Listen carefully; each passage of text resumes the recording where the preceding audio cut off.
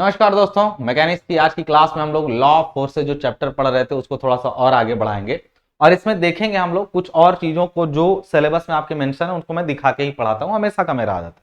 आप लोगों ने पुराने वीडियोस पे बहुत सारा प्यार दिया, सबको समझ में आया, हिंदी मीडियम हो इंग्लिश मीडियम हो, हर बच्चा पूरी तरह से सेटिस्फाइड है। इस बात की मुझे बहुत खुशी है। मुझे लगा था कि शायद बहुत बेसिक सा सब्जेक्ट है, मैं पता नहीं आप तक पहुंच पाऊंगा कि नहीं पहुंच पाऊंगा, लेकिन समझ में आया कि नहीं, जब दिल से बात बोली जाए तो सब तक पहुंचती है, ये बात मुझे समझ में आई।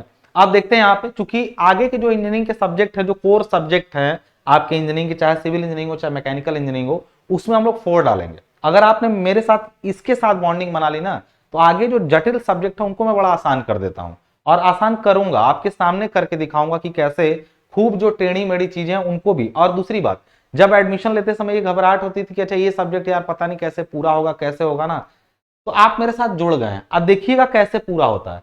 मजेदार बात है, ये यूट्यूब, ये ऑनलाइन क्लास जो जो टेढ़ी मेढ़ी चीजों को जिन तक नहीं पहुंच पाता था टीचर, उन तक भी अब चीजें पहुंच जा रही हैं। इसलिए ऑनलाइन को जो लोग कोसते हैं, मोबाइल को, नेटवर्क को, इंटरनेट को, जो लोग दिन रात गाली दे रहे हैं, तो वो मिसयूज करने वालों को गाली दीजिए, कोई दिक्कत नहीं है, लेकिन इंटरनेट ने हमें आपसे मिलवाया है, इसलिए मैं बड़ा शुक्रगुजार हूं इंटरनेट का। ठीक है, तब अब कोई ये नहीं कह सकता कि मैं जो है नहीं पढ़ सकता हूं। अब दिल्ली वाला भी वही पढ़ेगा जो भागलपुर में बैठा हुआ पढ़ेगा, जो रामगढ़ में बैठा हुआ पढ़ेगा। तो इस वजह से बड़ी मजेदार चीज है। आइए देखते हैं हम लोग कहां तक पीछे पढ़ चुके थे और उसके बाद की चीजों को हम लोग देखते हैं। याद करिए लास्ट क्लास में लॉ ऑफ फोर्सेज में हम लोगों ने, और प्लीज जो लोग पुरानी क्लासेस नहीं पढ़े हैं पहले उनको कंप्लीट करके आए, पहले उनको कंप्लीट करके आए, सीक्वेंस से चलिएगा। एक टाइम आएगा ना, तुम मजबूत हो जाओगे अंदर से। मजबूत समझते हो कि कोई कुछ बोलेगा तो तुम जानते हो, नॉलेज होना को मजबूती होना नहीं कहते हैं। नॉलेज ऐसा हो कि सामने वाला कुछ बोले तो तुम उस पर अटैक कर सको अपने नॉलेज से, अपने अपने अंदर इतना कॉन्फिडेंस ला सको, तोड़ के रख दो उसको सामने वाले को। इतना सुनो, और मेरा स्टूडेंट होने का ये फायदा तुमको मिलेगा, गारंटी दे रहा हूं। मेरा मैं गारंटी दे रहा हूं तुमको, मेरे स्टूडेंट हो तुमको ये फायदा मिलेगा, 101% गारंटी दे रहा हूं। लॉ ऑफ फोर्सेज 8 सालों का एक्सपीरियंस ऐसे ही नहीं जाएगा। ऑफलाइन में बड़ा टाइम दिया हूं, ऑनलाइन में बहुत नया हूं मैं, बहुत ज्यादा दिनों का नहीं है मेरा ऑनलाइन, लेकिन ऑफलाइन में इतने लंबे समय से रहा हूं ना कि हर बच्चे की मेंटालिटी समझ चुका हूं। 9 साल का टीचिंग एक्सपीरियंस होने वाला है मेरा, 9वां साल पूरा होने वाला है जल्दी ही। तो लॉ ऑफ फोर्सेज में हम लोगों ने ये पूरा पॉइंट देख लिया था। अगर आपको याद होगा थोड़ा थोड़ा, तो ये वाला पूरा पॉइंट हमने आपको दिखा दिया था, डेफिनेशन वगैरह, ये सारी ये चीजें याद है आपको, ये चीजें definition of force, measurement of force, ये सब। फिर डिफरेंट फोर्सेस सिस्टम भी पढ़ाया था, उसमें डिफरेंट टाइप के सिस्टम ऑफ फोर्सेस, फिर प्रिंसिपल ऑफ ट्रांसमिसिबिलिटी और लॉ ऑफ सुपरपोजिशन तक की बातें मैं आप लोगों से कर चुका था। अगला क्या पॉइंट है जिस पर बात करनी है, तो यहां पे आप लोग देख लेते हैं। अगला लॉ ऑफ फोर्सेज में ये आगे का टॉपिक है, composition and resolution of coplanar concurrent forces, resultant forces, method of composition of forces, law of forces, triangle law of forces, polygon law. ये सब एक क्लास में नहीं हो पाएगा, लेकिन मैं इसमें से बता दूं कि हम लोग किस, यही इन सारी चीजों को मैं एक एक करके आपके सामने खत्म करूंगा, ठीक है ना। तो सबसे पहले मैं कंपोजिशन ऑफ फोर्सेस के बारे में बात करूंगा और उसके बाद मैं आपसे बात करूंगा रिजल्टेंट फोर्सेस के बारे में। आप कहेंगे सर ये सब क्या है, कंपोजिशन एंड रिजोल्यूशन। देखो रिजोल्यूशन अपने आप में एक टॉपिक है जो सामने आएगा आपके, और कोप्लेनर फोर्स क्या होता है तो तुम जान ही गए हो, कॉन्करेंट फोर्स क्या होता है तो तुम जान ही चुके हो। तो ये बोल रहा है composition of forces, resultant of forces समझेंगे, फिर बाद में हम लोग लास्ट में रिजोल्यूशन को समझेंगे। कब? जब हम लोग डिफरेंट टाइप के सिस्टम को समझेंगे, जैसे लॉ ऑफ फोर्सेस। इसमें मेन इंपॉर्टेंट पॉइंट है, बड़ा इंपॉर्टेंट है एग्जाम के दृष्टिकोण से, ठीक है ना। तो आइए हम लोग देखते हैं यहाँ पे अब वन बाई वन। सबसे पहले हम लोग स्टार्ट कर लेते हैं यहाँ पे किसको, रिजल्टेंट ऑफ फोर्स को। देखिए अभी तक फोर्सेस को तो पढ़ा हम लोगों ने, ठीक तरीके से फोर्सेस को पढ़ा, और फोर्स मतलब क्या होता है, कैसे होता है, और डिफरेंट टाइप के फोर्सेस, जैसे कई बार फोर्सेज लग रहे होते हैं, कोप्लेनर होते हैं, कई बार non coplanar, concurrent, non concurrent. तो कॉन्करेंट फोर्सेस का रिजल्टेंट जनरली निकल सकता है, कई बार बिना कॉन्करेंट फोर्सेस का देखिए रिजल्टेंट नहीं निकलेगा।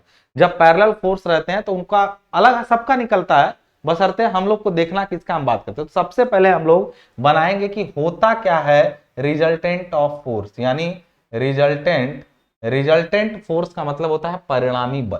रिजल्टेंट फोर्स, देखो मैं अभी बस समझाता हूं इसको, पहले सरल भाषा में समझेंगे, ठीक है ना। रिजल्टेंट फोर्स हिंदी में बोले तो इसको बोलते हैं परिणामी बल, परिणामी बल, परिणामी बल, परिणामी बल। रिजल्टेंट फोर्स यानी परिणामी बल क्या होता है, आप इस चीज को समझिएगा। यदि किसी बॉडी पर, अगर मान लो, तुम ऐसे समझो ना इस चीज को, यदि किसी बॉडी पर, मान लो कोई बॉडी ऐसे है इस टाइप से, ठीक है ना, और इस बॉडी पर एक साथ कई फोर्स काम कर रहे हो, ठीक है ना, कई फोर्स काम कर रहे हो, तो आखिर ये बॉडी कहां जाएगी? ये वाला फोर्स, ये वाला फोर्स इसको इधर ले जाने की कोशिश कर रहा है, इसको इधर धक्का दे रहा है। जो ये वाला फोर्स है, ये वाला फोर्स इसको इधर ले जाने की कोशिश में लगा हुआ है, इस डायरेक्शन में, और जो ये वाला फोर्स है ये इसको इधर ले जाने की कोशिश कर रहा है। तीनों फोर्स अपने अपने में क्या हुए हैं, लगे हुए हैं, तीनों फोर्स अपने अपने में लगे हुए हैं। तो कुछ तो ऐसा होगा जिस दिशा में ये बॉडी जाएगी।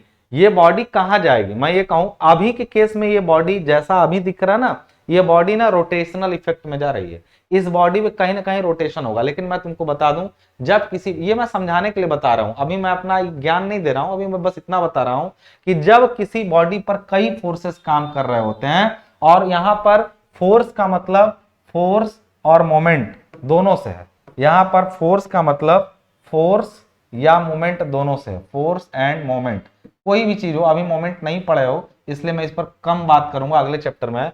तो ये करता क्या है कि बॉडी को कहीं तो ले जाएगा, और कहीं का मतलब किसी, चाहे इधर ले जाए, अब वो डिपेंड करता है कि इधर से कितना लग रहा है, इधर से कितना लग रहा है, इधर से कितना लग रहा है, सबका इफेक्ट क्या पड़ रहा है। तो एक एक दिशा में तो बॉडी जाएगी ही, हो सकता है बॉडी इधर जाए।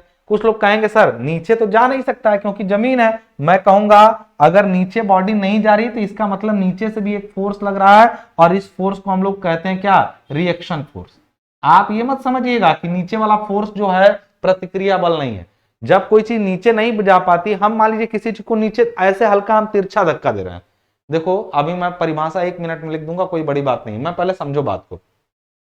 किसी भी बॉडी पर जब कई बल काम कर रहे हो तो उन बलों का प्रभाव, उन बलों का प्रभाव एक बल द्वारा दिखाया जा सकता है, और उसी को हम लोग परिणामी बल कहते हैं। यानी परिणामी बल क्या होता है, मैं यदि बताऊं इसमें कि परिणामी बल क्या होता है, तो मैं कह सकता हूं यहां पे साफ शब्दों में क्या, कि यदि किसी पिंड पर एक से अधिक बल कार्य कर रहे हो तो उन सभी बलों के प्रभावों को जोड़कर एक बल के द्वारा दर्शाया जाता है, जिसे परिणामी बल कहते हैं। जब किसी बॉडी पर, जब किसी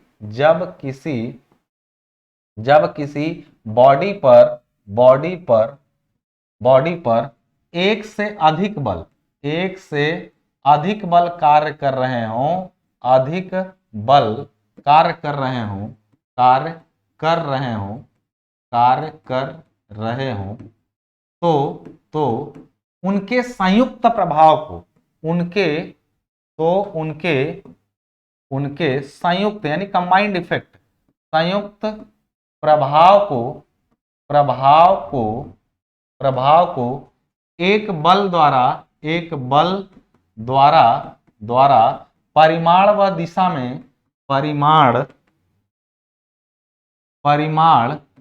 व दिशा में दर्शाया जा सकता है, दर्शाया जा सकता है, दर्शाया जा सकता है, जा सकता है, जिसे जिसे परिणामी बल कहते हैं, जिसे परिणामी बल परिणामी बल कहते हैं, परिणामी बल कहते हैं, ठीक है ना। यानी परिणामी बल कहते हैं, अर्थात हम ये कह सकते हैं इसी चीज को, व्हेन, यानी इसी को इंग्लिश में कहें when multiple forces, multiple forces are acting on a body, acting on a body, the combined effect, the combined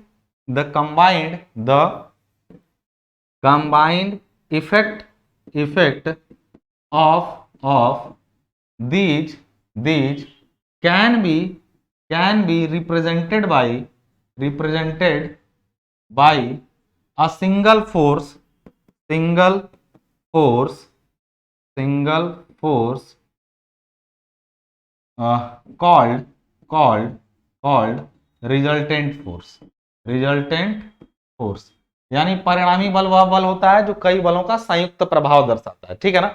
तो परिणामी बल आप समझ चुके हैं। तो अब इसका यूज क्या होता है, देखिए जब हम लोग को नहीं पता चलता है, जैसे आप अभी ये नहीं जानते हैं कि भाई किसी बॉडी पर, अच्छा बार बार हम लोग बॉडी बॉडी शब्द का यूज कर रहे हैं। मैं शुरू ही क्लास में बताया था कि मैं बॉडी क्यों बोल रहा हूं, मैं पिंड क्यों बोल रहा हूं। जब किसी बॉडी में लिख दिया ना, बॉडी का मतलब असल में हिंदी में क्या होता है, पिंड बोलते हैं इसको। जब किसी पिंड पर, पिंड मतलब बॉडी, जब किसी बॉडी पर बहुत सारे फोर्सेस लग रहे हो तो मैं बॉडी शब्द का यूज बार बार कर रहा हूं। इसका मतलब हुआ, देखिए इसी लेक्चर में ना बहुत इंपॉर्टेंट चीज एक होने वाली है, तो ये लेक्चर मिस मत करिएगा। और वो एग्जाम में सीधे आने वाला क्वेश्चन है, बार बार आने वाला क्वेश्चन है, वो क्वेश्चन घुमा फिरा के आपके लिए आता है। इस वजह से मैं उस क्वेश्चन इसी लेक्चर में होगा, इसलिए बने रहिएगा इस लेक्चर में पूरा, ठीक है ना। और वो आपको मन के चलिए हर दूसरे साल 5 नंबर दे ही के जाता है वो क्वेश्चन, 5 नंबर फिक्स करा देता है वो, एक लेक्चर से 5 नंबर मिल जाने वाला है, ठीक है। तो मैं ये बताने वाला था आपको कि मैं बार बार बॉडी शब्द का प्रयोग क्यों कर रहा हूं। देखो बॉडी शब्द का प्रयोग इसलिए कर रहा हूं क्योंकि मुझे अभी मशीनों के बारे में नहीं मालूम, मैं नहीं जानता हूं। मैं तो अभी शुरू किया हूं इंजीनियरिंग पढ़ना, मैं तो अभी मैकेनिक्स पढ़ रहा हूं, मैं अभी आरसीसी पढ़ूंगा, मैं अभी स्टील डिजाइन पढ़ूंगा, मैं सॉइल मैकेनिक्स पढ़ूंगा। तब मुझे पता चलेगा कि यार हम हर चीज पे ना बहुत सारे बल लग रहा है। कुछ कुछ लोग, अगर बच्चे आप लोगों में पढ़े होंगे तो जानते हैं सर बल बराबर होता है मास इनटू एक्सेलरेशन, कई बच्चे ऐसा पढ़े होंगे और वो जानते होंगे कि बल जो होता है वो कितना, किसी चीज पर लगने वाला बल कितना होगा, तो मैं कहूंगा कि उसके अंदर मास होगा और उसके अंदर एक्सेलरेशन होगा, उसका गुणा कर देना। कहोगे सर जो चीज चल ही नहीं रही है उसमें एक्सेलरेशन ही नहीं है तो क्या उस पर बल नहीं लग सकता है, मैं बोलूंगा नहीं।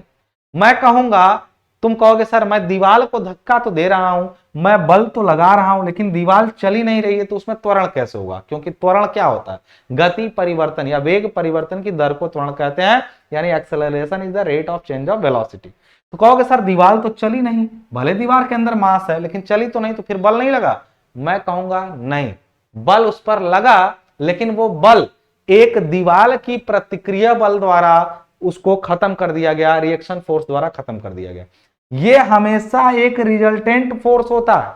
कोई बॉडी तभी घूम सकती है जब तुम उस पर जो बल लगाओ वो लगे। अगर वो किसी दूसरे बल द्वारा काउंटरएक्ट किया गया, काउंटरएक्ट का मतलब होता है उसको मतलब निष्क्रिय कर दिया गया, तो फिर उस बल का प्रभाव उस पर कहां से पड़ेगा। यानी कि मुझे आके तुम धक्का दे के गिराओगे, कोई उधर से भी धक्का दे दिया तो कहोगे हमारे अंदर कैसे गति होगी। अच्छा तुम धक्का दो और हम बिल्कुल ऐसे लुंज पड़े रहे, हम कोई रिएक्शन ना दें, कोई प्रतिक्रिया ना दें, कहीं से सपोर्ट न लें। अब हम ऐसे, तुम उधर से धक्का दोगे तो निश्चित मैं अपना पैर थोड़ा उधर फैला करके ऐसे तुमको धक्का दूंगा, हाँ दो भाई मैं नहीं जाऊंगा। अरे मैं कहीं ना कहीं से तो फोर्स ले ही रहा हूं, और रिएक्शन फोर्स भी एक तरह का फोर्स होता है, प्रतिक्रिया बल जिसको बोलते हैं। अभी तुम प्रतिक्रिया बल के चीजों को भी समझोगे, ठीक है ना। तो अभी तो ये समझ गए कि फोर्स, रिजल्टेंट फोर्स का क्या मतलब होता है। रिजल्टेंट का मतलब होता है कि जब किसी बॉडी पर कई बल काम कर रहे हो, जैसे मेरे ऊपर आपने धक्का दिया एक बल, मुझ पर रिएक्शन धरती से लगा, धरती से रिएक्शन लगा, तुम हवा में जाके कूद जाओ तो तुम नीचे गिर जाओगे, तभी रुकोगे जब धरती नीचे से एक बल लगाएगी। धरती नहीं थी तो तुम हवा में गिर रहे थे, क्योंकि एक ही बल लगा था, गुरुत्व, तुम्हारे ऊपर गुरुत्वाकर्षण काम कर रहा था और नीचे से धरती रोक नहीं रही, तुम जाओगे नीचे, गति बहुत तेज हो जाएगी तुम्हारी। लेकिन जैसे ही धरती पर पहुंचोगे उसके बाद तुम क्या पहुंचोगे तुम नहीं जान पाओगे, अगल बगल वाले जानेंगे कि ये तो ऊपर से गति से आ रहा था, लेकिन नीचे से इसको जैसे रिएक्शन मिला तो जब ऊपर वाला बल और नीचे वाला बल बराबर हुए तो परिणामी शून्य हो गया, रिजल्टेंट शून्य हो गया। तो जब रिजल्टेंट शून्य होगा तो बॉडी वहीं रुक जाएगी, फिर वो कहीं नहीं जाएगी, ना ऊपर ना नीचे। यानी ये तो एक एग्जांपल था। कई मशीनों पर, कई स्ट्रक्चर पर देखोगे तो कई बल लग रहे होते हैं, फिर भी उस पर कोई प्रभाव नहीं पड़ता है, और अगर प्रभाव पड़ता भी है तो हमें समझ में नहीं आता कि किधर जाने वाला है। तो इसीलिए हमें यह जानना पड़ता है कि किसी बिंदु पर, किसी पिंड पर यदि कई बल काम कर रहे हो तो उन बलों का एक ही बल, एक ऐसा बल, the single force that can replace all the forces and have same effect in magnitude and direction is called resultant force. यानी the particular force which have the magnitude and direction, मतलब एक ऐसा फोर्स, एक particular force की बात कर रहा हूं जिसके पास परिमाण और दिशा वही है जो इन सब का संयुक्त प्रभाव होता, सब मिल करके वो करते उसी, मैंने सबका एक कंबाइंड इफेक्ट डाल दिया हमने, that is called resultant force. क्या सभी को ये बात क्लियर है कि रिजल्टेंट फोर्स क्या होता है? मैंने बहुत सारी बातें बता दी, मैंने ये भी बता दिया कि रिजल्टेंट फोर्स जानना क्यों जरूरी है। मैं बताऊंगा, अभी आपको पढ़ाऊंगा, हाइड्रोलिक्स पढ़ाऊंगा, आपको सोम पढ़ाऊंगा, तब बताऊंगा कि उसका प्रयोग कहां करोगे, प्रत्यक्ष दिखाऊंगा प्रयोग करा, ठीक है ना। जैसे मैं एक एग्जांपल के रूप में, कभी नदी नाले में तुमने देखा होगा कि बड़े बड़े रेगुलेटर्स लगे होते हैं। एग्जांपल दे रहा हूं, सिविल वालों को भी मैकेनिकल वालों को, बैराज का काम दोनों लोगों को करना होता है। मान लीजिए कोई यहां पर गेट है और इधर से नहर नहर बह के आ रही थी, पानी इसमें से बह के आ रहा था, ठीक है ना, पानी इधर से नहर का बह के आ रहा था ऐसे। और ये करता क्या, ये पानी करता क्या, इस अच्छा यहां पे गेट लगा था, गेट, नहर खोली जाती, याद है, नहर खोलते हैं बंद करते हैं सिंचाई में, लोग कहते हैं नहर में पानी है, कई बार नहर में पानी नहीं रहता है क्योंकि उसमें गेट लगे होते हैं। और गेट पर एक बड़ा तगड़ा दबाव पानी का काम करता है, ऐसे हॉरिजॉन्टल प्रेशर काम करता है बहुत तेजी से। मान लीजिए प्रेशर पी है, तो ये गेट को करता क्या, यहां से तो गेट ऊपर जुड़ा रहता है, और जब इसको ये गेट को खींचा जाता है ऊपर, तो होता ये इफेक्ट है कि ये गेट ना ऐसे एक मोमेंट क्रिएट करता है और ये गेट ऐसे घूम जाने का प्रयास करता है। हो सकता है कि ये गेट क्या करे, ऐसे, ये गेट क्या करे, ऐसे घूम करके टूट जाए, यानी ये गेट ऐसे घूम करके टूट जाए, ऐसा इफेक्ट इसके ऊपर पड़ता है। तो फिर इस गेट को रोकने के लिए, पानी तो पूरा यहां फैला हुआ है, यहां से यहां तक पूरा पानी फैला हुआ है। ये एरो यदि तुमको नहीं दिखता, सपोज करो कि ये एरो तुम्हारे पास से गायब है, तो देखोगे सर इतना पानी लग रहा है, तुम ही सोचो इतना पानी लग रहा है सर, कैसे इसको हम लोग इस पूरे पानी, मान लीजिए पानी भरा हुआ है और ये गेट ऐसे बहेगा, तो पूरे गेट के उधर भी पानी भरोगे नहीं, उधर से बस तुम एक जगह गेट पर एक ऐसा रोकोगे कि पूरे को रोक लेगा। तो कहोगे सर ये कैसे, हम लोग कितना फोर्स लगाएंगे रुकेगा? मैं कहूंगा कि जितना इधर से लग रहा है पानी का बल, पानी का अगर तुम निकालोगे ना, तो यहां से तुमको अभी नहीं मालूम, मैं आगे बताऊंगा, यहां पर तुम देखोगे ना पानी का जो फोर्स होता है वो अलग अलग जगह अलग अलग होता है। सारे फोर्सेज, पानी का फोर्स ऊपर से नीचे की ओर बढ़ता है भाई, पानी में जितना गहराई पे जाओगे ना उतना ज्यादा दाब बढ़ता जाएगा तुम्हारे ऊपर। तो होता क्या है कि फिर इनका, इन सारे बलों का एक रिजल्टेंट यहां काम करता है, और वो उसी रिजल्टेंट को रोक दो सब रुक जाएंगे, उसी रिजल्टेंट को रोक दो सब रुक जाएंगे। समझ में आ रही बात ना? इसका मतलब हुआ कि रिजल्टेंट फोर्स के बड़े मायने हैं। अब जिसको शॉर्ट में केवल यही समझना है कि रिजल्टेंट फोर्स क्या होता है, वो परिभाषा से समझ सकता है, लेकिन मैंने आपको आगे की भी कुछ बातें बता दी यहां पे, ठीक है। तो फिर कैसे निकालेंगे कि किसी जगह पर जब कई बल लग रहे हो या दो या उससे अधिक बल लग रहे हो, तो कैसे निकालेंगे कि उसका रिजल्टेंट क्या होगा? इसका भी तरीका अभी हम लोग बात करेंगे, लेकिन उससे पहले हम लोग जान लें कि बलों का कंपोजिशन क्या होता है। कंपोजिशन मतलब बलों को आपस में मिलाना। एक हेडिंग जैसे आपने इसको पढ़ा, किसको, रिजल्टेंट को, जैसे आपने यहां पर क्या पढ़ा, रिजल्टेंट को, उसी तरह से एक चीज आप पढ़ लीजिए, किसको, कंपोजिशन ऑफ फोर्सेज, यानी बलों का संयोजन, यानी इसको बोलते हैं हम लोग composition of forces, composition of forces, यानी यानी जिसको बोलते हैं हम लोग क्या, बलों का बलों का का संयोजन, बलों का संयोजन, यानी कंपोजिशन ऑफ फोर्सेस, बलों का संयोजन। बात समझ में आ रही है ना? कंपोजिशन ऑफ फोर्सेस में हम लोग क्या करते हैं, ये क्या होता है, जब देखिए बलों का संयोजन से ही उनका रिजल्टेंट निकल पाता है, यानी रिजल्टेंट निकालने के लिए आप क्या करते हैं, विभिन्न बलों को आपस में जोड़ते हैं, ठीक है ना। When when when when all the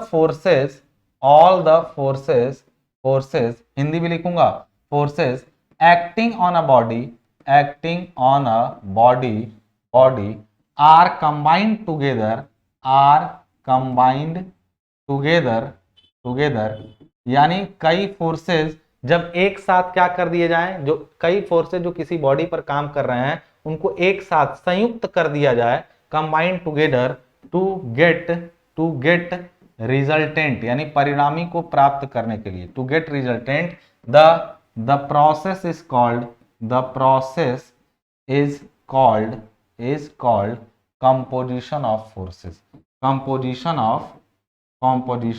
of forces, यानी वह प्रक्रिया जिसके अंतर्गत विभिन्न बलों को संयुक्त रूप से आपस में जोड़ा जाता है ताकि उनका परिमाण निकाला जा सके, उनका परिणामी निकाला जा सके, वह प्रक्रिया ही बलों का संयोजन कहलाती है। यानी बलों का संयोजन क्या है, आप लोगों ने समझा। बलों का संयोजन वह प्रक्रिया है जिसके द्वारा विभिन्न प्रकार के बल जो एक बॉडी पर लग रहे हैं उनको आपस में जोड़ा जाता है। ठीक है, इसी परिणामी निकलने के लिए to get the resultant of forces we have many method. यानी अगर अब हम लोग मेन मुद्दे पर पहुंचते हैं, यहीं पे मेन मुद्दे पर पहुंचते हैं, तो मैं मेन मुद्दे पर अब पहुंचूंगा और मैं बताऊंगा कि हमारे पास कौन कौन से ऐसे मेथड हैं जिनकी मदद से हम परिणामी को निकाल सकते हैं। ठीक है ना। यानी अब हम लोग बात करेंगे मेथड्स ऑफ, हेडिंग बना लेंगे हम लोग, मेथड्स ऑफ फाइंडिंग रिजल्टेंट और determining, methods of finding resultant force. यानी रिजल्टेंट फोर्स प्राप्त करने के विधियां, resultant force, method of finding resultant force. यानी कह सकते हैं कि परिणामी बल, परिणामी ज्ञात करने की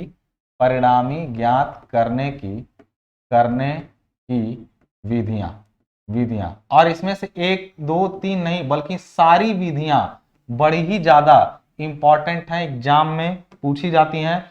कुछ ज्यादा खास नहीं है, सब में कॉन्सेप्ट लगभग एक ही जैसे हैं। ठीक है ना, एक को ढंग से समझेंगे सब समझ में आएगा। हालांकि थोड़ा बहुत दिमाग तो लगाना ही पड़ेगा, इंजीनियरिंग का चूंकि बेसिक है। तो मैं अभी बात कर रहा हूं विधियों के बारे में। तो पहले मैं बोलूंगा कि कौन कौन सी विधियां हैं, तो मैं 2 विधियों पर विशेष आपको जोर देकर बताऊंगा। इसके 2 मुख्य तरीके हैं। पहला तरीका मैं यदि आपसे बोलूंगा तो बोलूंगा एनालिटिकल मेथड है। पहले कुछ तरीके हैं एनालिटिकल मेथड, यानी इन मेथड्स को कहते हैं हम लोग एनालिटिकल मेथड्स में जो इनको हिंदी में कहते हैं एनालिटिकल को गणनात्मक विधि। इनको क्या बोलते हैं हम लोग, गणनात्मक विधि। याद करो मैंने बताया था, मैंने आपको पिछली क्लासेस में एक मेरा शॉर्ट वीडियो भी डाला गया था गणनात्मक विधि। मैंने बताया था कि हर काम को करने के लिए कुछ तरीके होते हैं, कैलकुलेटर से कर लो, कुछ होते हैं ग्राफ से हो जाता है। याद करिए ये बात पे मैंने बहुत जोर देके आपको समझाया था एक एग्जांपल के तौर पे। ये बात मैंने इसलिए जानबूझ के करी थी कि that will help us in our future study. यानी जितना भी हमारा भविष्य की पढ़ाई हम लोगों को साथ में करनी है उन सारे मुद्दों में हमारा साथ देगा वो। और एक चीज मैं और बताऊं, कमेंट्स अच्छे डाला करो अगर तुम्हें पसंद आए तो, अगर नहीं आ रहा तो जेन्युइन डालो, अच्छे बुरे मत डालो, जेन्युइन डालो। जेन्युइन इसलिए क्योंकि मुझे पता चले कि क्या चेंज करना है, क्या तुम्हें और बताना है, ताकि ये मुझे पता चलता रहे। ठीक है, तो जेन्युइन कमेंट्स डालो, जो तुमने अनुभव किया वो कमेंट्स लिखो, ताकि 2 फायदे, एक तो उस कमेंट्स को पढ़ के मैं अपने आप को और ठीक करूंगा, दूसरा लोगों को भी पता चलेगा कि भाई क्या चल रहा है यहाँ पे। ठीक है ना, कमेंट्स अच्छे डालो, मैंने जो तुमने महसूस किया वो डालो। ठीक है, तो हमने बोला कि एनालिटिकल मेथड, और दूसरा मेथड को हम लोग बोलेंगे ज्योमेट्रिकल मेथड। दूसरे मेथड को क्या बोलेंगे, ज्योमेट्रिकल। याद करो हर चीज को ज्योमेट्री की मदद से भी, जब हमने पाइथागोरस थ्योरम का एग्जांपल दिया था तो मैंने बताया था कि ज्योमेट्रिकल मेथड से भी आप वो काम कर सकते हैं कि आप 2 लाइनें परपेंडिकुलर खींचिए और उनको नाप लीजिए, वैसे भी पता चल जाएगा। या तो इसका स्क्वायर बराबर उसका स्क्वायर होता है, उससे भी निकाल लीजिए। We can calculate the resultant by both graphical and analytical method. इसको हम लोग बोलेंगे ज्योमेट्रिकल मेथड।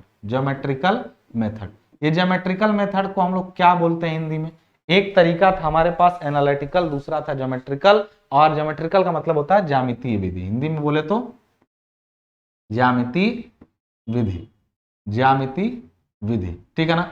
और मैं आपको बता दूं आप लोगों को कि जेई की क्लासेस भी एप्लीकेशन पे चलती हैं, उसमें भी मैं आपको मैक्सिमम सब्जेक्ट कवर करता हूं, और वहां थोड़ा सा गर्मी अलग रहती है। गर्मी अलग का मतलब ये होता है कि कंसेप्ट इतना, जैसे फ्री क्लासेस में अगर मैं वो सब पढ़ाने लगूंगा ना तो कोई पढ़ेगा ही नहीं। मालूम है रीजन क्या होता है, एक लेवल पे जाके ना लोगों को खान सर चाहिए होते हैं, खान सर समझते हैं ना, मजा आना चाहिए पढ़ाई में। और एक बात बताऊं, जब कोई भी स्टडी, सरल चीजें आसानी से समझ में आती हैं, जब कोई भी स्टडी थोड़ा ऊपर जाने लगती है ना तो सबकी हवा खराब हो जाती है, पढ़ने वालों की भी और पढ़ाने वालों की भी। तो मैं एक चीज आपसे बता दूं कि बहुत कठिन चीजों को जब पढ़ना होता है ना तो मन को एकाग्र करना पड़ता है। कठिन कोई चीज नहीं होती, मैंने कोई कॉम्प्लिकेटेड चीज जिसको जटिल हो थोड़ी सी, उसको समझने के लिए आपको माइंड एकाग्र चाहिए, और एकाग्रता तभी आती है जब आप पैसा दिए। ये बात मान लीजिए, आप पैसा दे के जो सीरियसनेस आती है ना कहीं नहीं आती है। फिर भी बहुत सारी फ्री चीजें भी है, जेई की क्लास पर भी फोकस करिएगा। हमारी जो जेई की क्लास डिजाइन है ना वो बिल्कुल इस तरीके से है कि डिप्लोमा का बच्चा अपने सेमेस्टर एग्जाम के साथ साथ उस जेई की क्लास को ज्वाइन कर सकता है। उसमें सेमेस्टर की क्लासेस भी उसको पूरी फ्री मिलती हैं, जेई का भी मिलता है, ताकि वो अपनी बेसिक भी क्लियर कर ले और जेई का एग्जाम आते आते वो अच्छा सुदृढ़ मजबूत रहे अंदर से और आसानी से जेई का एग्जाम भी क्लियर कर ले। ठीक है, तो वो वैसा ही डिजाइन किया गया है। कभी उसका भी डेमो क्लास वगैरह आप लोग लेके देखिएगा, तो ये सब चीजें हवा हवाई उसमें आराम से आपको कंप्लीटली मिलेंगी। दो तरीके से हम लोग काम कर सकते थे मेथड्स ऑफ डिटरमाइनिंग रिजल्टमेंट में, एक एनालिटिकल मेथड था, दूसरा ज्योमेट्रिकल मेथड था। एनालिटिकल मेथड में भी दो तरीके हैं। एनालिटिकली माने दो तरीके से हम लोग कैलकुलेटर की मदद से दो तरीके से निकाल सकते हैं। पहला मेथड जिसको हम लोग बोलते हैं पहले मेथड में सीधा सीधा, अभी इसमें भी ज्यादा लंबा क्लासिफिकेशन होगा लेकिन ये बहुत इंपॉर्टेंट नहीं है, आपसे सीधे क्या पूछा जाएगा मैं बताता हूं। इस एनालिटिकल में एक फेमस मेथड है जिसको बोलते हैं हम लोग law of parallelogram. Law of parallelogram का मतलब होता है समांतर चतुर्भुज का नियम। इसमें काफी इंपॉर्टेंट है लॉ ऑफ पैरेललोग्राम। पैरेललोग्राम यानी सीधे आपसे एग्जाम में ये पूछा जाता है कि लॉ ऑफ पैरेललोग्राम क्या है, समझाइए और इसका सूत्र बताइए, आप व्युत्पन्न कीजिए, derive the equation for law of parallelogram. तो ये बड़ा इंपॉर्टेंट है, जिसको बोलते हैं हम लोग समांतर चतुर्भुज का नियम। यानी घिसा पीटा क्वेश्चन बार बार आता है एग्जाम में और आसानी से आज समझ में आ जाएगा आप समांतर चतुर्भुज का नियम। पहला है तरीका। दूसरा तरीका है एनालिटिकली जानने का, वो है रिजोल्यूशन ऑफ फोर्सेस यानी विभोजन विधि, जिसको यानी रिजोल्यूशन मेथड कहते हैं। इसको रिजॉल्व करके फोर्सेस को रिजोल्यूशन मेथड और रिजोल्यूशन मेथड को बोलते हैं हिंदी में वियोजन विधि। कैसे काम करती हैं विधियां, इन पर बात करेंगे हम लोग। तो दो तरीके से एनालिटिकल मेथड में भी हमने दो तरीके से आपको बताया। इसी तरीके से ज्योमेट्रिकल मेथड में जो हम लोग बात करेंगे, देखिए ये जनरली है लॉ ऑफ पैरेललोग्राम ना, specially for two forces, specially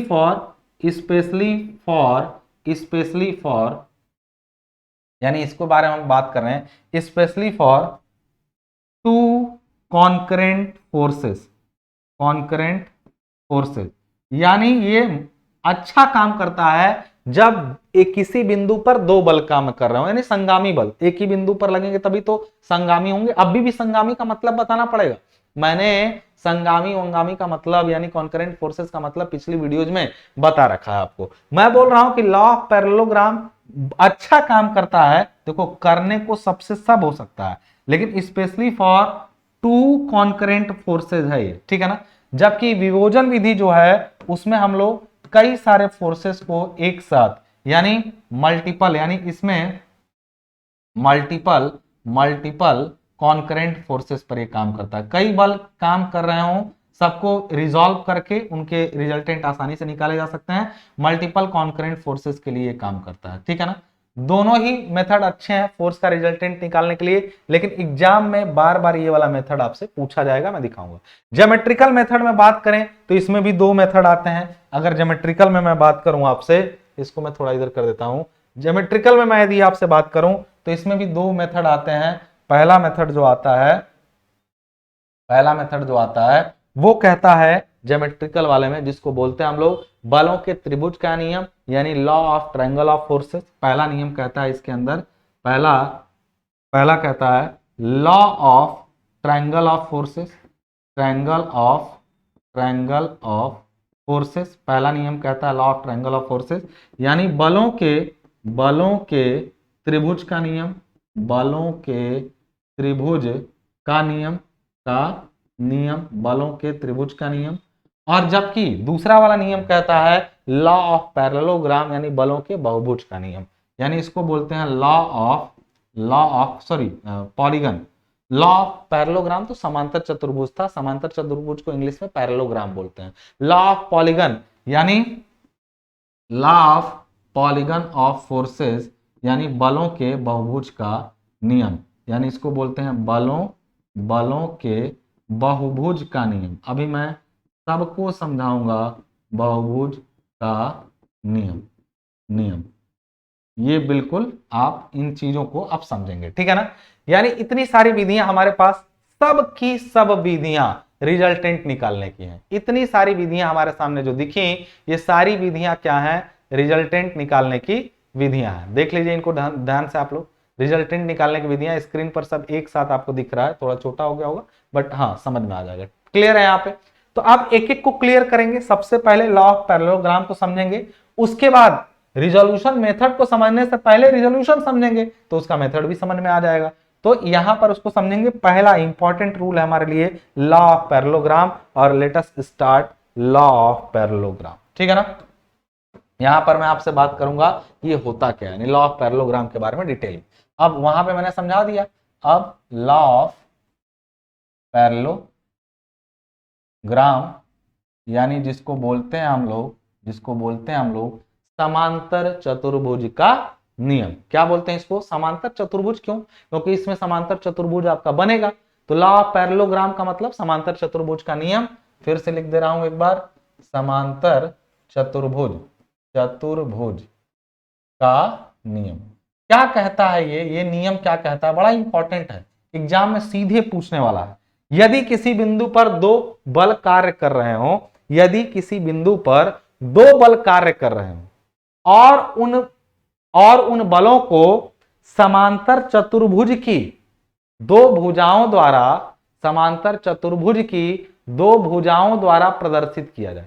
यदि किसी बिंदु पर दो बल काम कर रहे हो और उन्हें समांतर चतुर्भुज की दो भुजाओं, और भी एडजेसेंट, दो आसन्न भुजाओं द्वारा प्रदर्शित किया जाए, तो उन दोनों बलों का परिणामी उन्हीं बिंदु से होकर जाने वाले विकर्ण द्वारा प्रदर्शित होगा। यानी हम लोग कहना चाह रहे हैं कि यदि किसी बिंदु पर, let us take a point, यहां पर यदि कोई एक पॉइंट यहां पे है, यही पॉइंट है, इसी बिंदु पर दो बल कार्य कर रहे हैं, और बल एक वेक्टर होता है, ये आपको मालूम है। एक बल यहां पे काम कर रहा है इसी पॉइंट पर, एक फोर्स यहां पे है, एक फोर्स यहां पे है। सपोज करिए ये दोनों फोर्स कुछ भी हैं, और ये दोनों फोर्सेज ऐसे लगे हुए हैं दोनों फोर्सेस कि ये समांतर चतुर्भुज की दो भुजाओं द्वारा प्रदर्शित हो रहे हैं। तो मैं कहूंगा कि इस स्थिति में यदि इनको समांतर, अच्छा इसी पॉइंट पर दो बल लगे हैं ना, दो बल लगे हैं, और इन बलों को समांतर चतुर्भुज की भुजाओं द्वारा प्रदर्शित किया जाए, मतलब इनको जोड़ के एक समांतर चतुर्भुज बना दो, और उसकी दो भुजाएं हो गई ना, ये एक यहां पर गया यहां से, और एक यहां पे गया यहां। यानी आपको समझ में आ रहा होगा कि ये दो बल थे और अब ये एक समांतर चतुर्भुज की दो भुजाएं बन गई। यानी दो बलों को दो बल लगे हैं, कुछ न कुछ एंगल थीटा पे लगे होंगे। ये दो बल कहां लगे हुए हैं? ये एंगल थीटा पे मान लीजिए लगे हुए हैं, ठीक है ना? और इनको समांतर चतुर्भुज की दो भुजाओं द्वारा दिखा दिया गया। तो इनका परिणामी नियम क्या कहता है? तो इनका जो परिणामी बल होगा, इनका जो रिजल्टेंट होगा, वो इसी समांतर चतुर्भुज के उस विकर्ण द्वारा प्रदर्शित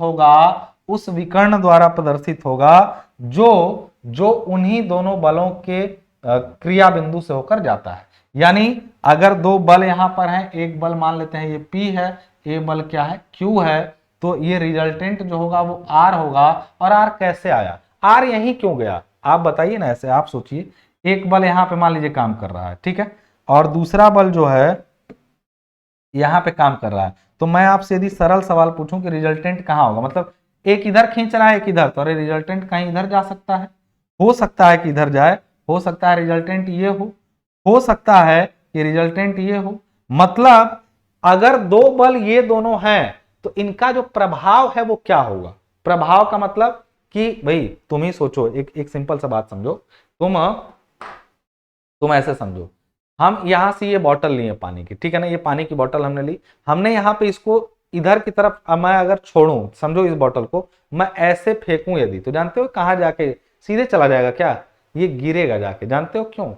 क्योंकि जब मैंने इसको ऐसे थ्रो किया ना, तो हमने तो उधर की तरफ फोर्स लगाया F, लेकिन इस पर एक फोर्स नीचे लग रहा था, पृथ्वी का गुरुत्वाकर्षण, और इसके इफेक्ट में बॉटल जाके गिरेगी यहाँ। यानी दो फोर्स जब लगते हैं ना, तो उनका परिणामी कुछ इस तरीके से उनके बीच से जाता है। यानी ये दो फोर्स यदि लग रहा है तो उनका परिणामी बीच से जाएगा। तो कहेंगे मान लीजिए सर ये फोर्स P है, ये Q है, तो परिणामी तो ये भी हो सकता है, ये भी हो सकता है, ये भी होगा।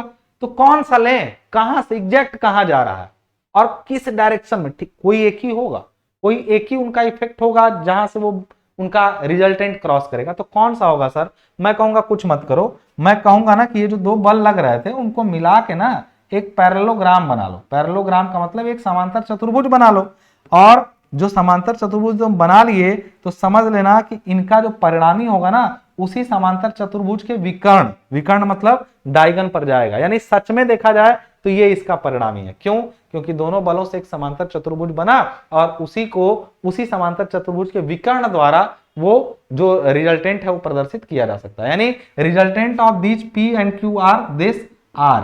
बात सुने, not this this this this this. White line is the resultant. कैसे पता चला?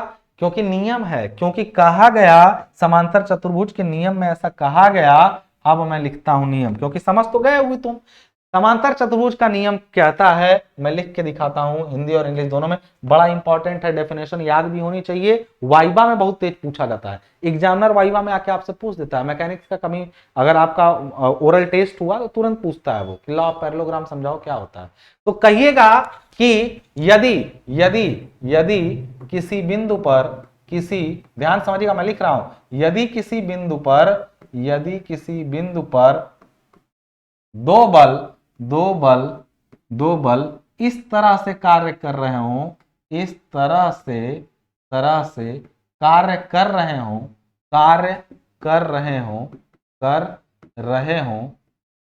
हो कि उन्हें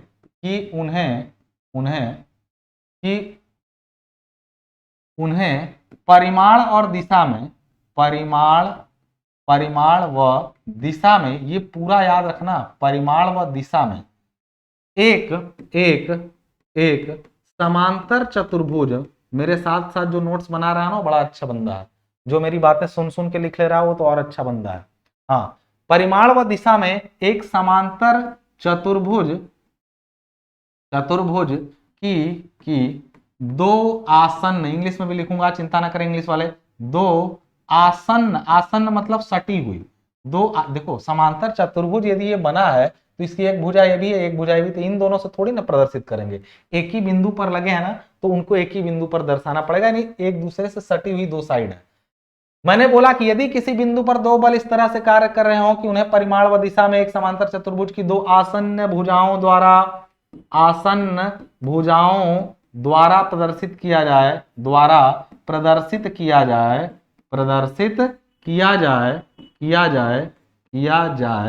तो उनका परिणामी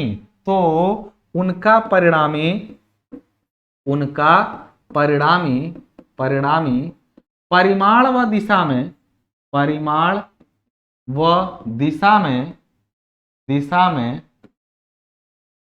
में उसके उस विकर्ण द्वारा प्रदर्शित होगा जो बलों के क्रिया बिंदु से जाता है, बलों के क्रिया बिंदु से होकर जाता है, बलों के क्रिया बिंदु से होकर गुजरता है। इसका मतलब, अच्छा, दो बल लगे हो तो उनका परिणामी उस विकर्ण द्वारा, कहें कि कैठ विकर्ण तो एक और है, विकर्ण तो एक ये भी है इसका, तो क्या ये परिणामी दिखाएगा? ये वो विकर्ण है जो बल वाला, ये बल वाला पॉइंट ये है, this is the point of application of force. A point पर फोर्स लगा हुआ है, P और Q दोनों फोर्स ए पर लगे हैं, तो दूसरे विकर्ण से नहीं प्रदर्शित होगा, उसी विकर्ण से प्रदर्शित होगा जो विकर्ण ए से होके जाएगा, और ये विकर्ण ए से होके नहीं जा रहा है। Kindly please read this right now, इसको अभी के अभी एक बार पढ़िए, एक बार इस परिभाषा को पढ़िए, मेरे साथ साथ पढ़िए। यदि किसी बिंदु पर दो बल इस तरह से कार्य कर रहे हो कि उन्हें परिमाण व दिशा में एक समांतर चतुर्भुज की दो आसन्न भुजाओं द्वारा प्रदर्शित किया जाए तो उनका परिणामी परिमाण व दिशा में, यानी इसका मैग्नीट्यूड और डायरेक्शन दोनों, डायरेक्शन ये होगी, जानते हो मैग्नीट्यूड का मतलब क्या होता है? अगर समझो इसकी कुछ लंबाई है इसकी भी कुछ लंबाई है। मान लो ये 5 सेंटीमीटर 5 न्यूटन है, तो ये 3 सेंटीमीटर 3 न्यूटन। जब तुम इसको बनाओगे ना तो इसकी लंबाई ये बताएगी कि कितने न्यूटन का परिणामी है। यानी this not only shows the direction of force but also shows the magnitude of the force by the length of this diagonal। ये जितना लंबा होगा, अगर बलों को और तुम झुकाओगे ना तो ये परिणामी और लंबा होगा, यानी रिजल्टेंट फोर्स का मान अपने आप बढ़ता चला जाएगा, भले की डायरेक्शन उसकी वही रहे। मेरी बात समझ में आ रही है? मेरा कहने का मतलब है दोस्त, ध्यान रखना कि ये लाइन बड़ी इंपॉर्टेंट है। इंग्लिश में बोले तो, इंग्लिश में इसी लाइन को मैं यदि बोलूं कि क्या कहता है समांतर चतुर्भुज का नियम, ये हिंदी था डेफिनेशन, इंग्लिश में इसको हम लोग कैसे लिखेंगे तो कहेगा इफ टू वेक्टर्स, मैं बोल रहा हूं जरा ध्यान से सुन के लिख लेना, if two vectors are acting simultaneously at a point, if two vectors मैं लिख ही देता हूं, if two vectors are acting simultaneously at a point, यानी जब दो वेक्टर, वेक्टर मतलब फोर्सेस की बात कर रहा हूं मैं, when two vectors are acting simultaneously at a point, then it can be represented both in magnitude and direction by the adjacent side drawn from a point। यानी then it can be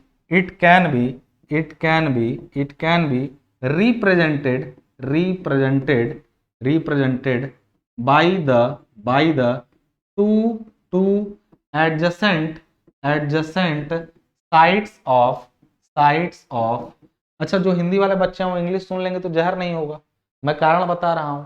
इसलिए साथ साथ पढ़ो, क्योंकि क्यों अंग्रेजी से पीछे रहोगे, क्योंकि आगे की जो पढ़ाई होती है ना, वो जो तुमसे कहेगा कि मैं जेई तुमको हिंदी में पढ़ाऊंगा, वो तुमको महामूर्ख बना रहा है, ये जान लो। मैं किसी की बुराई नहीं कर रहा हूं, मैं फैक्ट्स बता रहा हूं तुम्हें। मतलब जब भी तुम्हें कोई ऐसा ज्ञान देने वाला मिला, पैसा जिंदगी में बड़ी चीज नहीं, पहले कमाओ, उसके बाद बोलो कि बड़ी चीज नहीं है। जो भी तुमको उल्टा सीधा ज्ञान देके तुम्हारी जिंदगी को कहे कि नहीं बहुत अच्छा है, आसान चलाओ, गलत बात है। ये जान लो, पैसा जिंदगी में सब कुछ तो नहीं है, लेकिन बहुत कुछ होता है।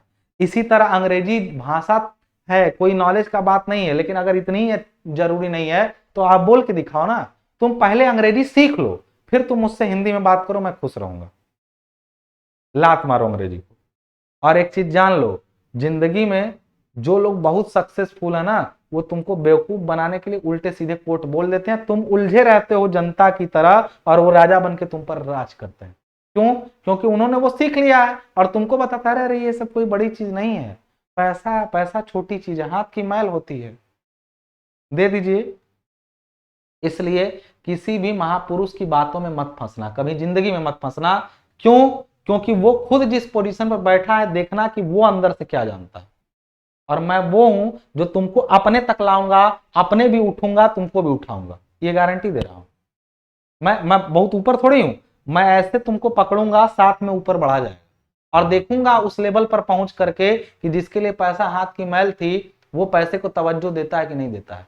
मैं बड़े बड़े मोटिवेशनल स्पीकर को डिप्रेशन में जाते हुए देखा हूं, बस इतना जान लो। मैं यूट्यूब पर मोटिवेशनल स्पीकर जो है ना, उनको डिप्रेस होते हुए देखा हूं, जो दूसरों को बोलते हैं कि चिंता क्या है, खुद डिप्रेशन में गए हुए थे जब कोविड आया था। तो मैं उनकी बात कर रहा हूं, समझिए मेरी बात को। इसलिए कभी उल्टे सीधे कोट के चक्कर में मत पड़ना। जिंदगी में पैसा बहुत मायने रखता है, पर्सनालिटी बहुत मायने रखती है, चेहरा बहुत मायने रखता है, तुम कैसे बात करते हो मायने रखता है, अंग्रेजी मायने रखती है, सीधी बात। इफ टू वेक्टर्स, आज नहीं आ रही कोई बात नहीं, तुम बैकग्राउंड खराब से हो कोई बात नहीं, लेकिन इतना हिम्मत रखो कि तुम मेरी बात सुनोगे, बस मेरे साथ तुम चलने का वादा करो, और वादा करो तो कमेंट में लिखो कि सर हम साथ हैं। मैं वेट करूंगा, देखते हैं कितने लोग यहां तक वीडियो में पहुंचे और वो लिखेंगे सर हम आपके साथ में चलेंगे, सर हम आपके साथ चलेंगे। बस यही लिखना है, सर हम आपके साथ चलेंगे, इस यही शब्द लिखना, मैं जानूंगा कि तुमने मेरी बात समझी है। If two vectors are acting simultaneously at a point, then it can be represented by two adjacent side of a parallelogram,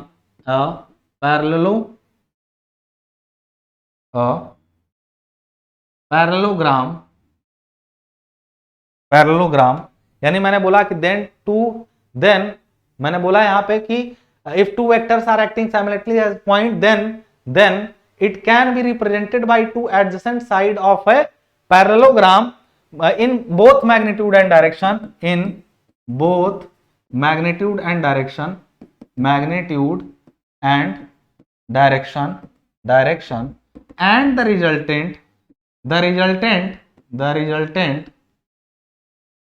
resultant of these forces यानी इन बलों का, the resultant of these forces can be completely represented by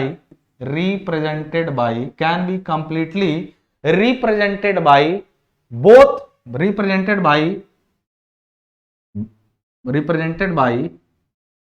the diagonal of the parallelogram, by the diagonal of the parallelogram passing through the point, parallelogram passing through the point,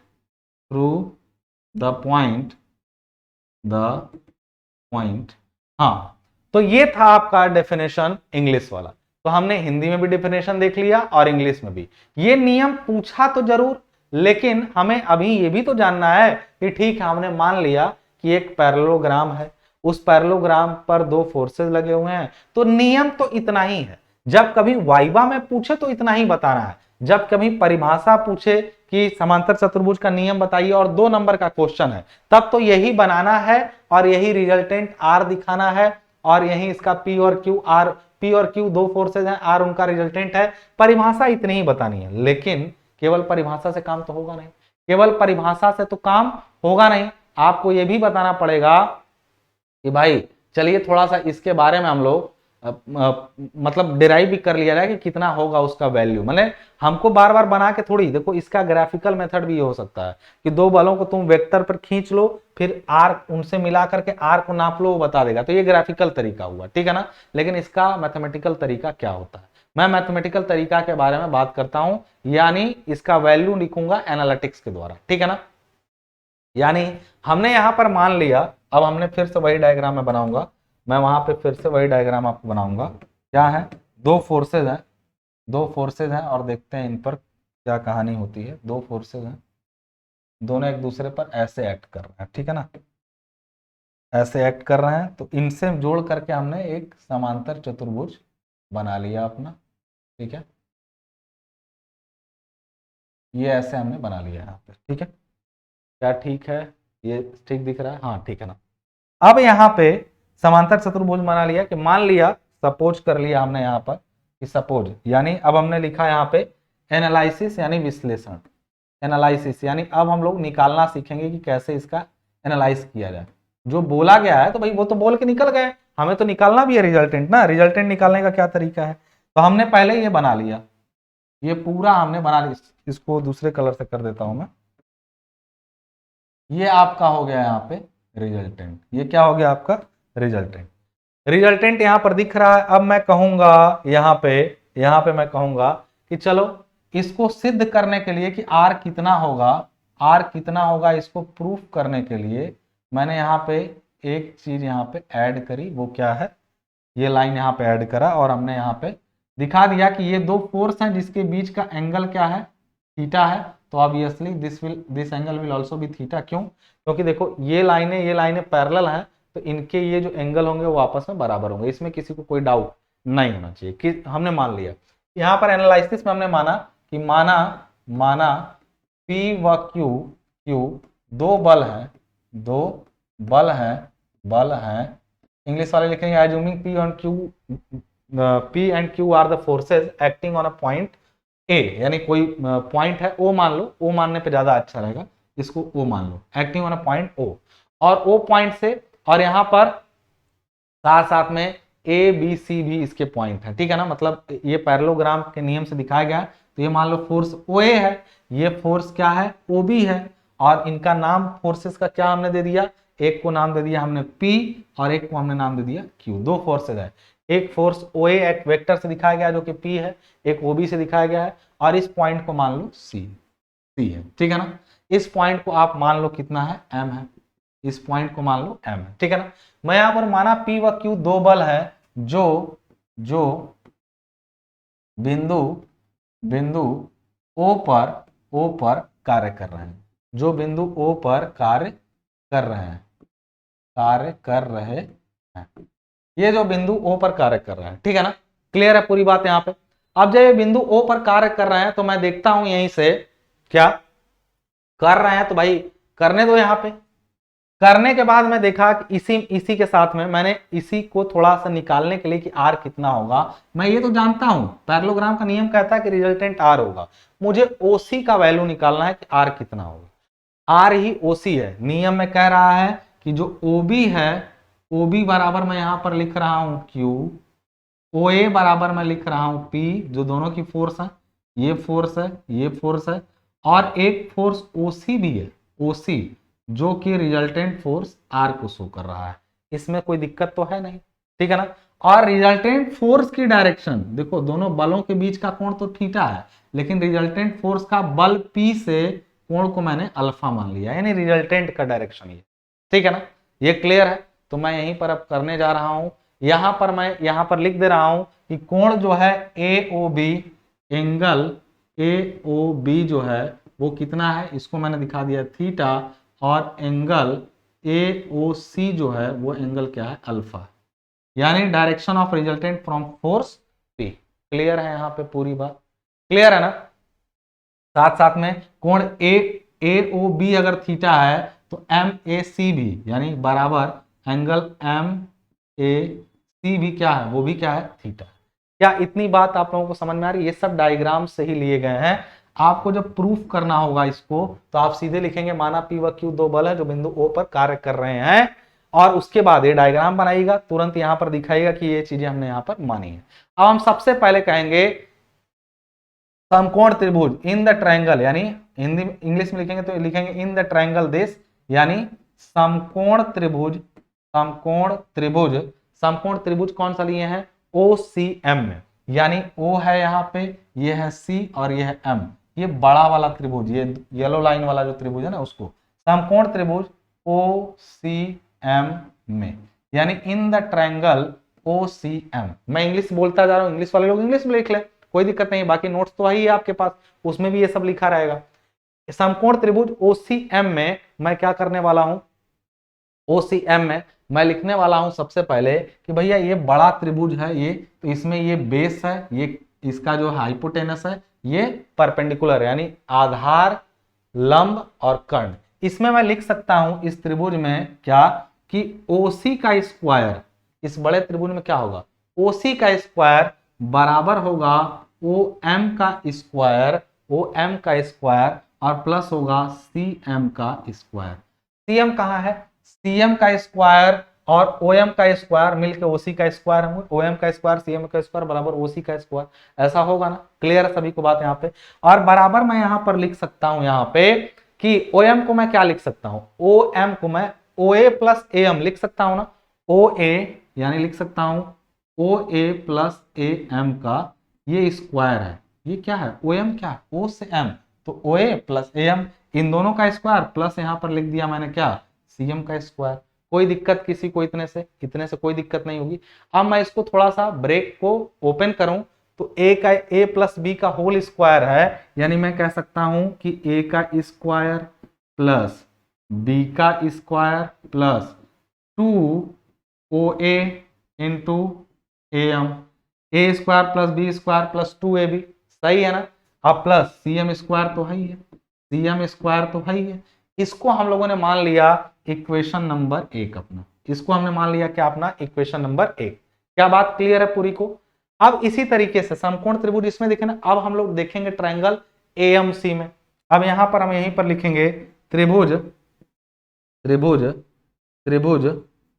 AMC में।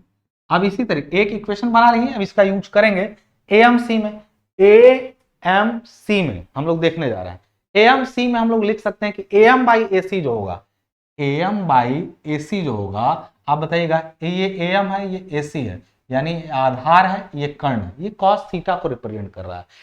त्रिभुज ए M सी में हम लोग लिख सकते हैं यहाँ पे क्या, कि कॉस थीटा बराबर, कॉस यही वाला थीटा है, कॉस थीटा बराबर हम लोग लिख रहे हैं ए एम बाई क्या ए सी, ऐसा होगा ना। यानी इसी से हम लोग का निकल के आ रहा है कि ए एम बराबर, इसलिए इसी से आ रहा है ए एम बराबर ए एम, तो ए सी कॉस थीटा आएगा, ए सी कॉस थीटा आएगा, ए सी कॉस थीटा। यहां से एक चीज हमको मिला कि ए एम बराबर ए सी कॉस थीटा होगा। देखिए यहीं रखेंगे हम ले जाके ए एम का वैल्यू, ए सी कॉस थीटा आएगा। और इसी तरीके से हम लोग जब साइन थीटा लेंगे इसी वाले ट्रायंगल में, साइन थीटा लेंगे इसी वाली जो ट्रायंगल, साइन थीटा लेंगे तो क्या होगा, लंब बटा कर्ण, यानी सीएम बटा एसी होगा, होगा कि नहीं।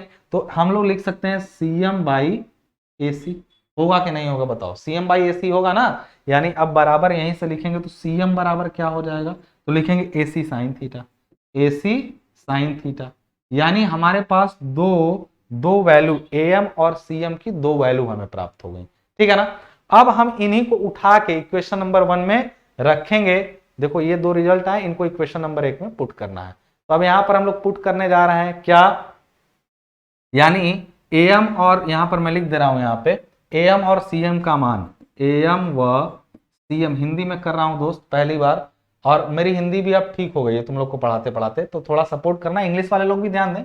इन the triangle A M C, अब यहां पर मैं लिखूंगा एम व सीएम, एम व सीएम का मान इक्वेशन नंबर 1 में रखने पर इंग्लिश में बोलेंगे वैल्यू ऑफ एम या सीएम, और substituting the value of M and CM in equation number 1, यानी एम व सीएम में, एम व सीएम में, सॉरी एम व सीएम का मान इक्वेशन 1 में रखने पर, इक्वेशन 1 में रखने पर यानी substituting the value of M and CM in equation number 1, यानी तब आएगा ओसी का स्क्वायर, ओसी का स्क्वायर बराबर ही तो ये सब आया था, ये सब क्या है, ये ओसी का स्क्वायर बराबर ही तो ये सब आ रहे थे। अब वैल्यू रखो, तो अब तुम रखोगे ओए, तो ओए का कहा है यहाँ पे, तो एम है, एम का रखना है, सीएम का, बाकी ओए वगैरह को उसी तरह रहने दो, कोई दिक्कत नहीं, क्योंकि ओए अपने आप में पी स्क्वायर रिप्रेजेंट करता है। इसको लिखूंगा मैं ओए का स्क्वायर प्लस, अब एम नहीं लिखूंगा मैं, अब मैं एम नहीं लिखूंगा, लिखूंगा एसी कॉस थीटा का स्क्वायर, एसी कॉस थीटा का स्क्वायर, यही एम का स्क्वायर है, और एम बराबर है एसी कॉस थीटा, क्लियर है यहाँ पे, प्लस प्लस, अब यहां पर 2 ओए प्लस एम, यानी 2 ओए को तो मैं रहने दूंगा, लेकिन एम को फिर मैं लिखूंगा क्या, AC cos theta, AC cos theta, क्योंकि एम का वैल्यू है, यानी ओए ऐसे ही रहने दिया और उसको लिख दिया AC cos theta, plus plus, अभी कहां तक पहुंचे हम लोग, ओए स्क्वायर, एम स्क्वायर, और अब सीएम स्क्वायर, सीएम मतलब देख रहे हो सीएम का वैल्यू कहां गया, एसी साइन थीटा, अब इसका भी स्क्वायर कर देंगे पूरा, प्लस हम लोग लिख देंगे AC sine, AC sine square, AC square sine square theta, यानी पूरे का पहले कर दो, एसी साइन थीटा का हमने कर दिया। अब यहां पर एक चीज को ध्यान से समझना, क्या ये सब वैल्यू हमने पुट कर दी, अब उसके बाद हम लोग क्या रखेंगे, अब ओए अपने आप में क्या दर्शा रहा है, ओए की लंबाई क्या दर्शा रही है, ओ से ए की लंबाई पी को, ओ से बी की लंबाई क्यू को, ओ से सी की लंबाई आर को दर्शा रही है। यानी हम लोग कह सकते हैं यहाँ पे कि जो ओसी की लंबाई है वो दर्शा रही है आर को, तो आर का स्क्वायर है ये, ओए की लंबाई पी को दर्शा रही तो पी का स्क्वायर, प्लस ये पी का स्क्वायर तो हो गया, लेकिन यहां पर जो एसी कॉस थीटा है यहाँ पे, इसको हम लोग क्या लिख सकते हैं, एसी को हम लोग क्या लिख सकते हैं यहां से, एसी कहां गया आपका, एसी, एक चीज का ध्यान रखना है यहाँ पे, क्या देखो यार, ये जो ओबी है ना वो एसी के बराबर है, और जो ओए है वो बीसी के बराबर है, ये बात तुम मेरी समझ रहे हो, जो ओबी है ना ये वही, ये लंबाई है, दोनों लंबाई सेम रहेंगी, क्योंकि समांतर चतुर्भुज की आमने सामने की भुजाएं क्या होती हैं, बराबर होती हैं। यानी मैं यहां पर लिख दूंगा सीधे सीधे तरीके से कि पी का स्क्वायर, और मैं एसी की जगह पर जो यहां था ना एसी, देखो यहाँ पे एसी, एसी की जगह पर मैं क्यू लिख सकता हूं, वो ओबी के बराबर ही है, यानी मैं यहां पर लिख सकता हूं क्या, क्या, क्यू और Q square cos square theta. मैं लिख सकता हूं यहां पे, क्यों, रीजन मैंने आपको बता दिया, Q square cos square theta लिख सकता हूं, प्लस प्लस 2, और अब AC फिर कॉस थीटा, OA की वैल्यू तो मैं पहले ही बता चुका हूं, वो P है। तो OA जो है, देखो यहाँ पे सबका वैल्यू मैं कहीं दिखा, जैसे OA को यहाँ पे P लिखा ना, तो यहाँ पे OA का स्क्वायर P का स्क्वायर, तो ये OA है तो 2P और AC cos थीटा, फिर ये 2P AC तो फिर cos है क्योंकि यही वाला AC है तो Q है, और यहाँ पर हमने लिख दिया cos थीटा, प्लस फिर से AC जो है वो Q, वहां पे AC का वैल्यू फिर लिखेंगे Q और साइन स्क्वायर थीटा, यही तो हो जाएगा पूरा, P square Q square cos square theta plus 2PQ cos theta plus Q। अब यहाँ पर थोड़ा R स्क्वायर बराबर है, रिजल्टेंट का R स्क्वायर बराबर मैं लिखता हूं, तो मैं लिखता हूं P स्क्वायर प्लस, यहाँ पे कहीं से हमें क्यू स्क्वायर चाहिए, क्यू स्क्वायर यहाँ पे मिल रहा है, क्यू स्क्वायर वहां भी है, तो मैं लिखूंगा क्यू स्क्वायर और दोनों में से क्यू स्क्वायर कॉमन करूंगा तो लिखूंगा cos square theta plus sign square theta, ये और प्लस यहाँ पर क्या बचता है 2PQ cos theta, cos theta, यानी लिख सकता हूं कि आर स्क्वायर बराबर पी स्क्वायर प्लस, भाई cos square theta plus sign square theta बराबर 1 होता है, यानी Q square plus 2PQ cos theta, यानी और अच्छे शब्दों में कहें तो आर बराबर यदि लूंगा तो अंडर रूट हो जाएगा P square plus Q square plus 2PQ cos theta, ये रिजल्टेंट का वैल्यू है। आप अभी तक तो केवल ये देख रहे थे कि रिजल्टेंट को दर्शाया जा सकता है किसके द्वारा, आसन्न भुजाओं द्वारा, तो ये आर की वैल्यू होगी कितनी, आर मतलब यहां पर जो हम लोग लिए हैं OC, उसकी वैल्यू कितनी होगी, तो यदि P बल पता है, Q बल पता है, तो और उनके बीच का कोण थीटा पता है, तो आप बड़े आराम से यहां पे निकाल सकते हैं। देखो P पता है, Q पता है और उनके बीच का कोण थीटा पता है, तो P Q और थीटा के अलावा कुछ है ही नहीं, रिजल्टेंट R अपने आप निकल जाएगा।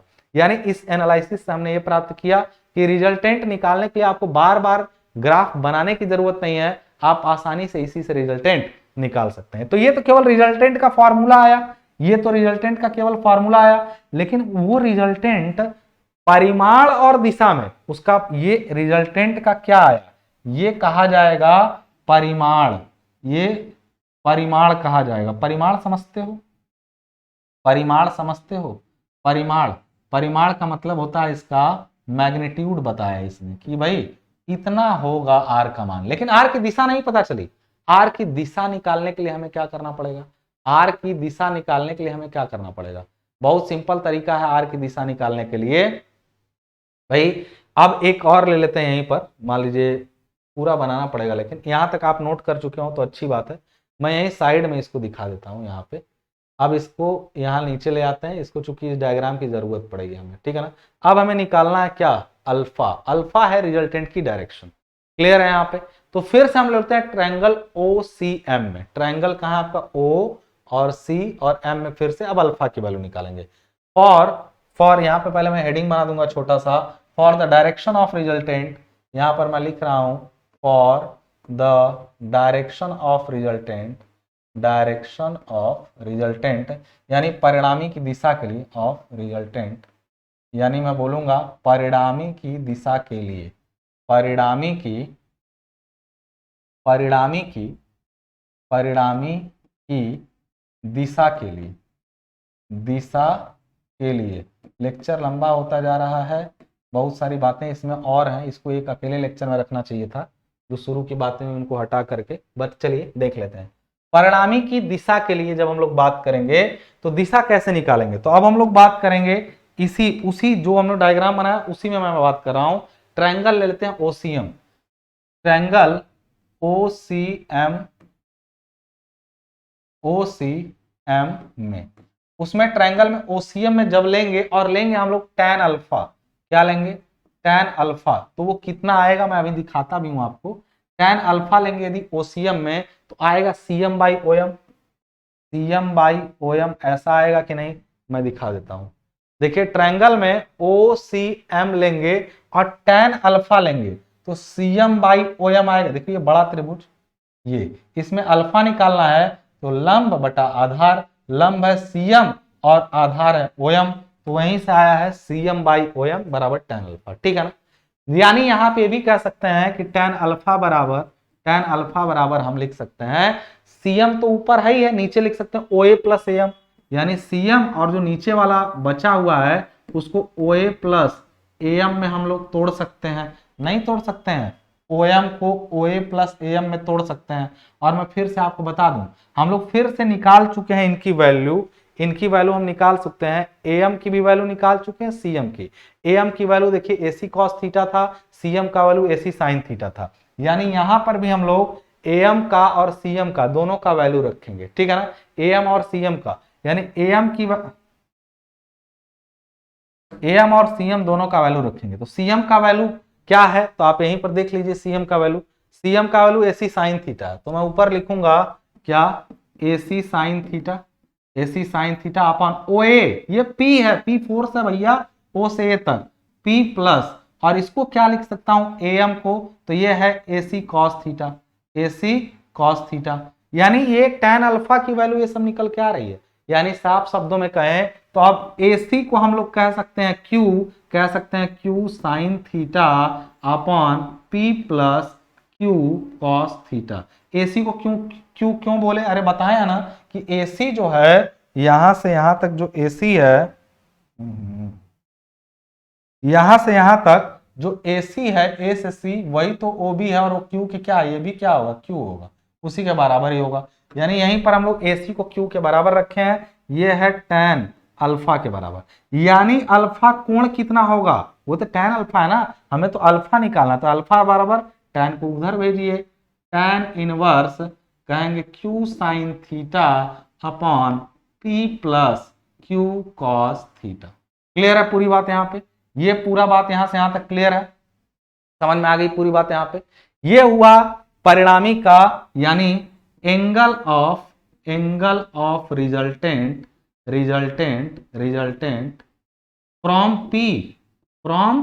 फोर्स P, यानी जो बल P था, P से ना ये दिशा है, अगर Q से दूसरा पूछे तो मान लो ये एंगल बीटा हो और फोर्स का रिजल्टेंट जा रहा था, तो P से कितने झुकाव पे, अल्फा का वैल्यू मिल गया।